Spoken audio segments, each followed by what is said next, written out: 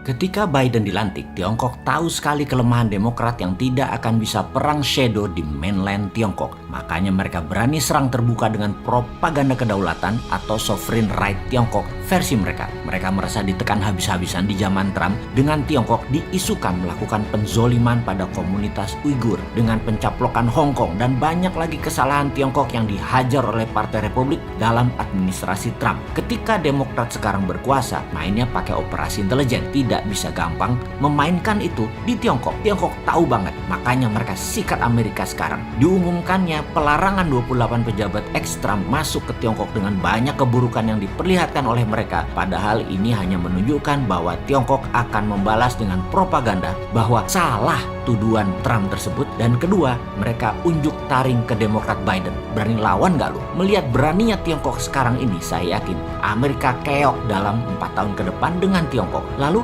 Indonesia bagaimana? Kita saat ini miring ke Tiongkok dalam hal menerima investasi Tiongkok di tanah air yang menyedot sumber daya alam mineral Indonesia. Secara akunting, emang negara untung? Ya enggak lah, mana buktinya? Lihat APBN tuh, ada nggak untungnya dari kehadiran Tiongkok di Indonesia yang menyedot sumber daya alam mineral tersebut? Mengapa? Gini loh dagangnya, saya urai ya. Urusan main mineral walaupun skala garasian lumayan lah. 25 tahun saya sudah berdagang hal seperti itu. Jadi kita melihat dari dua kacamata, sebagai penghasil mineral atau sebagai penjual mineral. Ini penting, karena kalau Anda sebagai penjual mineral, kadar kandungan mineral Anda harus tinggi supaya dijual dengan harga tinggi. Yang kedua, yang geblek adalah harga internasional yang kita anut. Ingat, kata geblek akan saya ulang-ulangi ke depan ya, biar seru gitu loh. Di sisi lain, sekarang Anda adalah pembeli mineral. Benar, Anda ingin kandungan mineralnya besar, namun Anda ingin beli dengan harga kandungan mineralnya kecil. Paham? Belum paham? Saya lanjut ya. Begini misalnya, kandungan nikel, Anda penjual nikel ore atau mentahan atau masih dari alam, belum diproses, katakanlah dari tanah kandungan Anda per ton ada 500 gram nikel. Ini hanya contoh ya, for the sake of discussion ya. Maka sebagai pembeli Anda ingin kandungan nikelnya besar, betul ya? Namun itu bukan mental pedagang. Pedagang akan bilang, kita tes ya kandungannya. Nah, alat tes tadi yang ada di seluruh lab komersial dunia itu rendah sensitivitasnya. Jadi dibacanya paling 400 gram nikel, padahal bisa 700 gram aslinya nanti setelah diproses. Ini kita tahu banget. Jadi pinternya semua itu dimainkan di alat dan di sertifikasi. Jadi alat ukur yang ada di lab, di lembaga lab tes mineral tadi, dari sononya, dari pabriknya, mesin tes tadi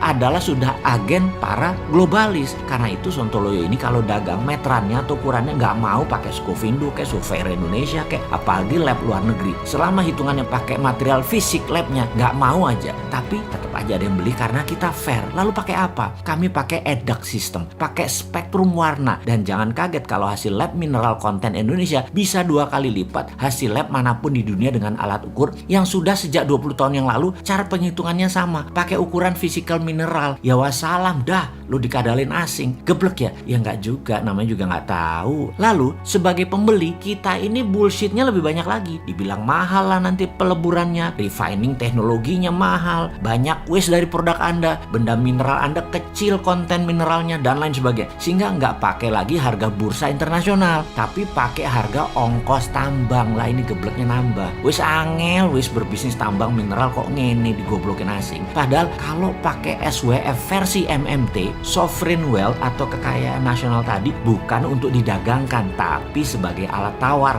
atau sebagai underlying cetak uang. Sekarang SWF jadi lembaga loh, lembaga hutang berbasis perusahaan. Dan ini super lucu. Maaf ya, boleh bilang geblok lagi nggak ya? Maklum, SWF-nya niru ide Bosman, tetapi hanya namanya saja yang ditiru. Actionnya mah jauh beda langit dan bumi. Yang sekarang berbasis hutangan, yang memang jago hutang sih, memang ya jago hutang ya otaknya hutang. Yang satu yang kita yang MMT berbasis aset nasional yang tidak diperdagangkan tapi dijaminkan sebagai underlying. Kesimpulan, dalam mengelola sumber daya alam nasional yang milik rakyat ini sesuai Undang-Undang 45 pasal 33 yang menurut saya salah kaprah, selalu menuruti negara besar yang punya GBHN sangat baik atas pencaplokan sumber daya alam negara lain. Dan ini harus ditangani oleh Menteri Peperangan. Ini adalah warfare, masuk kategori perang, bukannya masuk ranah perdagangan. Kalau bernegaranya sadar akan ke NKRI-an garis lurus loh ya ini ya, bukan menambah banyaknya pejabat diam seperti saat ini yang banyak lupa kalau kita punya wakil presiden.